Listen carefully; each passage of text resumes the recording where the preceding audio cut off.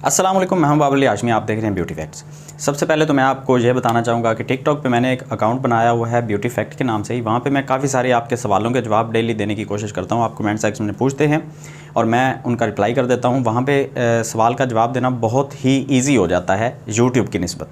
यहाँ पे आपका सवाल पहले पढ़ना, फिर उसके ऊपर एक वीडियो बनानी, फिर एडिट करनी, फिर अपलोड करनी, ये एक लंबा प्रोसेस है।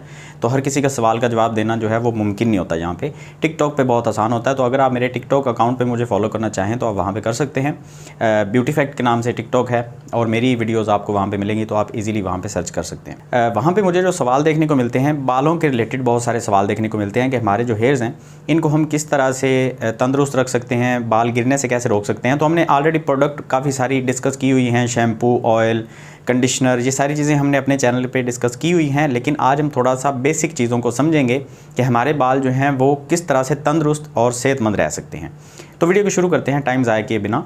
देखिए, हमारे बालों को कुछ चीज़ें चाहिए होती हैं, कुछ इंटरनली हमें चाहिए होती हैं, कुछ हमें एक्सटर्नल चीज़ें चाहिए होती हैं। हम दोनों चीज़ों के बारे में बात करेंगे। और तीसरी जो चीज़ है वो होती है परहेज़। अब किन चीज़ों से परहेज़ करनी है वो मैं आपको ज़रूर बताना चाहूँगा। सबसे पहले हम जो बहुत ज़रूरी चीज़ है इंटरनल हेल्थ के बारे में, बालों की इंटरनल हेल्थ के बारे में बात करेंगे।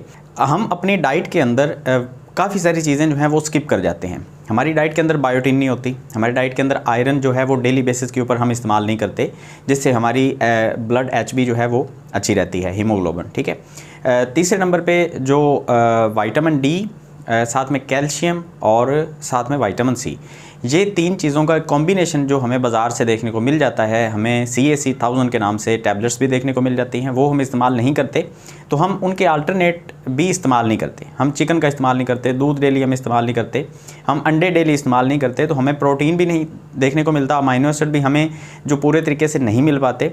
तो काफ़ी सारी चीज़ें हमारी डाइट से हम स्किप कर देते हैं, जिनकी वजह से हमारे बाल अच्छे नहीं होते। अब ये सारी चीज़ें तो हम अपनी डाइट से लेना अगर शुरू करते हैं तो इनके रिज़ल्ट हमें 2-4 माह के अंदर देखने को मिल जाएंगे। आपके बाल ज़्यादा काले हो जाएंगे, ज़्यादा घने हो जाएंगे, ज़्यादा लंबे हो जाएंगे। आप लड़का हैं या लड़की हैं, आपके बालों के अंदर आपको बहुत ही इंप्रूवमेंट देखने को मिलेगी। अब मैं बालों की बात कर रहा हूँ तो यहाँ पे बियर्ड के बाल भी आते हैं, आपकी मूँछों के बाल भी आ जाते हैं इसके अंदर, आपके सर के बाल भी आ जाते हैं, आपकी आईब्रोज, आपकी पलकों तक, जितने भी आपकी पूरी बॉडी के ऊपर हेयर्स हैं उन सब के ऊपर आपको इनके इफेक्ट देखने को मिलेंगे। अब इसके अंदर गैर ज़रूरी बालों की मैं बात नहीं कर रहा। जो आपके चेहरे के ऊपर जहाँ पे होते हैं ये गैर ज़रूरी होते हैं, ये उनसे इंप्रूव नहीं होते। आपके जो ज़रूरी बाल हैं, जो आपकी बियर्ड वगैरह है, या जो नेचुरल चीज़ है, वो एक उसकी मैं बात कर रहा हूँ। ठीक है।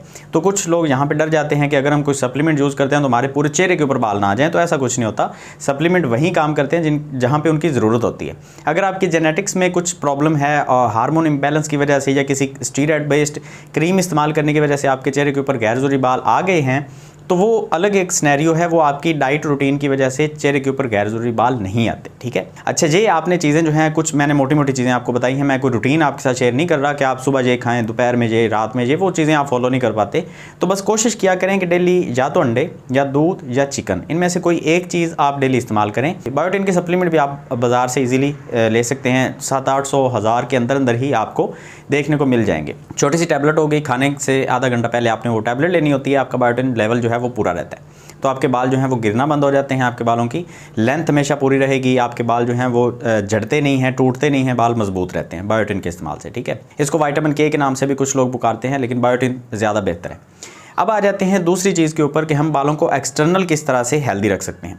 बालों की ज़रूरत है सर के ऊपर ऑयल लगाना, अच्छे तरीके से शैम्पू करना, बालों को क्लीन करना। और अगर आप स्पोर्ट्समैन हैं, आप किसी एक्टिविटी में रहते हैं और आपको पसीना वगैरह आता है, आपके सर में बहुत पसीना आता है, तो अगर आप रात को वैसे ही सो जाते हैं तो आपको फंगस की प्रॉब्लम हो सकती है। तो उस सूरत हाल में आपको कुछ एंटी फंगल शैम्पू भी इस्तेमाल करने पड़ेंगे और एंटी फंगल कुछ लोशंस वगैरह भी आपको लगाने पड़ेंगे।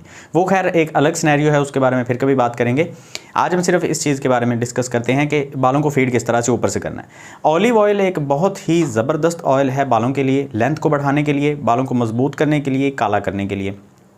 इसके अंदर अगर आप आंवले का तेल भी मिक्स कर लें, ठीक है, आंवला ऑयल भी अगर इसके अंदर आप डाल लें तो उसका रिज़ल्ट आपको ज़्यादा देखने को मिल जाएगा। आंवले आपके बालों को काले बहुत अच्छे तरीके से कर देते हैं। और अगर आप आंवले का मुरब्बा खाना शुरू कर देते हैं तो वहाँ पे आपके बाल जो हैं वो बहुत अच्छे तरीके से ग्रोथ भी करते हैं और बाल आपके बहुत लंबी उम्र तक काले रहेंगे, सफ़ेद नहीं होंगे। आंवला इस्तेमाल करने से हमें ये जो है ये बहुत एक अच्छी चीज़ मिल जाती है कि हमारे बाल काले रहते हैं, बहुत लंबी उम्र तक। अच्छा, इसके अलावा आप आलमंड ऑयल का मसाज कर सकते हैं। आलमंड ऑयल का मसाज करने से आपकी नज़र भी तेज़ होती है, आपके बाल गिरने से भी रुक जाते हैं, आपके बाल जो हैं वो दो मुंह नहीं होते, मतलब जो आपके बालों के एंड्स हैं वो स्प्लिट नहीं होते।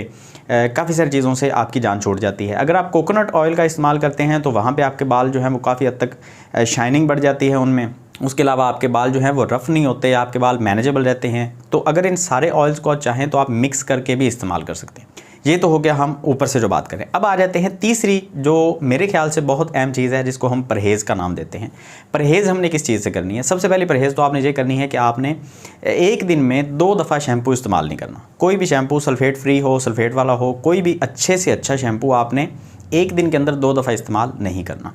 दूसरी बड़ी परहेज़ ये है कि आप बालों के ऊपर कोई भी स्टाइलिंग के लिए अगर प्रोडक्ट इस्तेमाल करते हैं, वो जेल है, वो स्प्रे है, वो वैक्स है, कोई भी प्रोडक्ट अगर आप इस्तेमाल करते हैं, वहाँ पे आपको ख्याल ये रखना है कि उसको उतार के आपने सोना है, उसको लगा के आपने सो नहीं जाना, और उसको उतारना है आपने शैम्पू का इस्तेमाल करना है।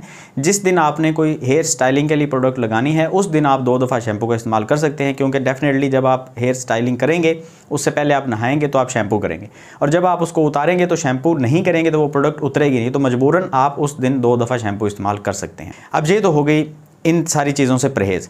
अब तीसरी बड़ी परहेज़ आ जाती है हेयर कलर करने से। अब कुछ लोग जो हैं वो हेयर कलर बहुत शौक से करवाते हैं पार्लर वगैरह से जाके। अब हेयर कलर करवाने में उतनी दिक्कत नहीं है जितना कि हेयर कलर गलत तरीके से करवाने में दिक्कत है। आप हेयर कलर एक तो अच्छी क्वालिटी का नहीं करवाते, बहुत अच्छी अच्छी कंपनीज़ हैं मार्केट में जो आपके हेयर्स को डैमेज नहीं होने देती। दूसरे नंबर पर हेयर कलर करने वाला जो बंदा है, अगर वो एक्सपर्ट नहीं है, वो आपके बालों का बेड़ा गर्क कर देगा। उसको पता ही नहीं है कि हेयर कलर किस तरह से करना है। मैं कोई एक्सपर्ट नहीं हूँ, लेकिन मैं आपको ये ज़रूर बता सकता हूं कि जो एक्सपर्ट नहीं होते वो आपके बाल ख़राब ज़रूर कर देते हैं। तो आप किसी ऐसे बंदे से हेयर कलर ना करवाएं जिसके बारे में आपको कोई एक्सपीरियंस नहीं है कि वो किस तरह से हेयर कलर करता है, या उसने अगर किसी के हेयर कलर पहले किया है तो आप पहले उसके बालों का मुआयना लाजमी कर लें, ठीक है। चौथे नंबर पर एक चीज़ आ जाती है हेयर केराटिन ट्रीटमेंट।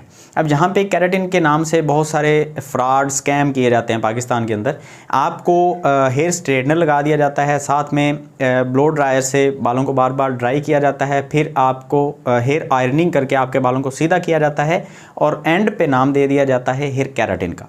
ये बिल्कुल गलत चीज़ है। हेयर केराटिन ऐसे नहीं होता। हेयर केराटिन का मकसद होता है आपके बालों को फीड करना। एक प्रोटीन है आपके बालों के अंदर जो पूरा कर दिया जाता है केराटिन की मदद से। वो जस्ट आपके बालों को फीड कर रहे होते हैं, उससे आपके बाल सीधे नहीं होते, आपके बाल उससे लंबे नहीं होते। सिर्फ आपके बालों को रिकवर करने के लिए केराटिन ट्रीटमेंट किया जाता है। ये जो केराटिन करते हुए साथ में ब्लो ड्रायर इस्तेमाल करते हैं 5-6 दफ़ा, हेयर आयरनिंग की जाती है कम से कम 3 से 4 दफ़ा। ये बालों के साथ एक बहुत बड़ा जुल्म करते हैं। आप बाल जो हैं वो बीच में टूटना शुरू हो जाते हैं, बालों की इलास्टिसिटी बिल्कुल ख़त्म हो जाती है, बालों के अंदर जो नेचुरल ऑयल होता है वो बिल्कुल खुश्क हो जाता है, बाल बिल्कुल रफ़ हो जाते हैं, और हेयर ट्रीटमेंट के नाम पे आपके बालों का बेड़ा गर्क कर दिया जाता है। तो आपने परहेज़ करनी है। जो नेचुरल आपके बाल हैं उनको या तो वैसे ही रखें, या फिर बहुत कोई अच्छी प्रोडक्ट जैसे लोरियल की एक्सटेंसो है, तो वो अच्छी प्रोडक्ट है, 12-14 हज़ार रुपये की आपको मिलेगी, वो प्रोडक्ट आप इस्तेमाल कर सकते हैं। अदरवाइज़ आप कोई भी लोकल प्रोडक्ट जो आपको बाज़ार से 2-4 हज़ार रुपये की मिल रही होती है हेयर केराटिन के नाम से, वो आप कभी भी इस्तेमाल बालों के ऊपर ना करें, ठीक हो गया। इसके बाद आ जाती है एक ऐसी परहेज़ जो आपने आज तक शायद नहीं सुनी होगी। वो परहेज़ है मैस्टरबेशन से। मैं आज ही सोच रहा था ये वीडियो बनाने का जो मेन मकसद था मेरा वो ये था कि आपको इस चीज़ के बारे में लाजमी आगाह करूं। आपके बाल जब गिरना शुरू होते हैं तो उसमें जो सबसे बड़ी प्रॉब्लम होती है गिरने की, वो ऊपर से अगर कोई आपने गलती नहीं की तो इंटरनल जो प्रॉब्लम है वो ये होती है कि आपकी बॉडी बालों के ऊपर पूरा ध्यान नहीं दे पाती। उसकी वजह ये होती है कि आप मैस्टरबेशन बहुत ज़्यादा कर देते हैं, सेक्सुअल एक्टिविटीज़ में आप बहुत ज़्यादा रहते हैं, जिसकी वजह से आपकी बॉडी जो है वो आपके बालों के ऊपर, आपकी स्किन के ऊपर, आपकी आई साइट के ऊपर उतना रुझान नहीं दे पाती। जब आप मैस्टरबेशन करते हैं तो अगले 48 आवर्स तक आपकी जो बॉडी है वो आपकी सीमन को रिप्रोड्यूस करना शुरू कर देती है, और बॉडी का और कोई भी काम नहीं होता। आपको खाना अच्छे तरीके से डाइजेस्ट नहीं होगा, आपको नींद अच्छे तरीके से नहीं आएगी जब आप मैस्टरबेशन बहुत ज़्यादा कर देते हैं, ठीक है। तो 48 आवर्स आपकी रिकवरी का टाइम होता है अगर आपकी डाइट बहुत अच्छी है। अदरवाइज़ अगर आपकी डाइट भी अच्छी नहीं है और आप जस्ट फास्ट फूड के ऊपर ज़िंदा हैं तो फिर आपको 72 आवर्स लगेंगे रिकवरी मोड में। अब ये जो रिकवरी मोड है, इस रिकवरी मोड के अंदर आपके बालों का कुछ भी नहीं हो रहा, आपके बालों को कोई न्यूट्रिएंट्स नहीं मिल रहा। आपके बालों को रिकवर करने के लिए, टूटने से बचने के लिए, गिरने से बचाने के लिए आपकी बॉडी बालों के ऊपर कोई ध्यान नहीं दे रही। मैं आपको सिंपल लफ्ज़ों में समझाने की कोशिश कर रहा हूँ, ठीक है। तो आपने मैस्टरबेशन से बिल्कुल बचना है। इस्लाम में ये वैसे ही हराम है। अगर आप मुस्लिम नहीं भी हैं तो उसके साइंटिफिकली भी बहुत सारे साइड इफ़ेक्ट हैं जो ऑलरेडी प्रूव हो चुके हैं। अगर आपको कोई कहता है कि वीक में एक दफ़ा मैस्टरबेशन करना चाहिए तो उससे पहले ये पूछें कि इसके पीछे आपने कौन सी साइंटिफिक रिसर्च जो है उसको देखा है या पढ़ा है। बिल्कुल ये गलत बात है कि मैस्टरबेशन करना चाहिए, मैस्टरबेशन नहीं करना चाहिए। शादी एक अच्छा तरीका है अपने लाइफ पार्टनर के साथ। जब आप सेक्स में एक्टिव होते हैं तो वो जस्ट 1 या 2 घंटे के लिए होते हैं। मैस्टरबेशन जब आप करते हैं तो आपका माइंड जो है वो ऑलरेडी 3-4 घंटे पहले एक्टिव होता है और मैस्टरबेशन करने तक आपका माइंड बिल्कुल सेक्सुअल एक्टिविटी में रहता है, जिसका आपकी बॉडी के ऊपर बड़ा ही बुरा असर होता है। तो मैस्टरबेशन से हमेशा बचें। और आप अपने बालों को अगर वाकई में ही हेल्दी रखना चाहते हैं, अपनी स्किन को अच्छा रखना चाहते हैं, अपनी आई साइट को मजबूत रखना चाहते हैं तो मैस्टरबेशन बिल्कुल छोड़ दें, कभी भी ना करें। ये लड़कियों के लिए भी है और लड़कों के लिए भी है। अक्सर लड़कियों को ये इस चीज़ का शायद आइडिया नहीं होगा कि लड़कियां भी आजकल बहुत ज़्यादा इस चीज़ के अंदर मुलव्वस होती जा रही हैं।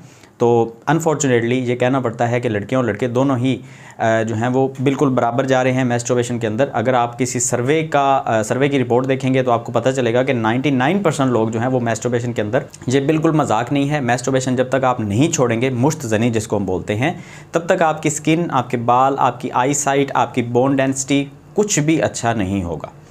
तो बहुत ज़रूरी है कि आप मैस्टरबेशन छोड़ दें, अदरवाइज़ आप जो है वो फिर अपनी फ़िक्र करना छोड़ दें, ठीक है। तो ये वो परहेज़ है जिसके ऊपर हम कभी भी गौर ही नहीं करते। तो इस वीडियो बनाने का मकसद ये था कि आपको अच्छे तरीके से समझ आ जाए कि हमने कौन कौन सी चीज़ें करनी हैं, कौन सी चीज़ें हमने नहीं करनी। तो खैर, अगर वीडियो अच्छी लगी तो इसको लाइक कीजिएगा। मिलते हैं नेक्स्ट वीडियो में किसी और इसी तरह की अच्छी इन्फॉर्मेशन के साथ। दुआ में याद रखिएगा। अल्लाह हाफ़िज़।